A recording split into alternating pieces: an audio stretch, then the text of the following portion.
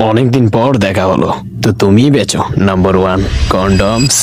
শালা ও আশিকি তোর বোনের সাথে অন্য কার আশিকি। তোর বয়ফ্রেন্ড ল্যাংটা, তোর বয়ফ্রেন্ড ল্যাংটা, না তোর বয়ফ্রেন্ড ল্যাংটা। বক কিছু শিক্ষা দিছো তোমার মেয়েদেরকে। দে চুপচাপ কন্ডমের রহস্য বইলা দে।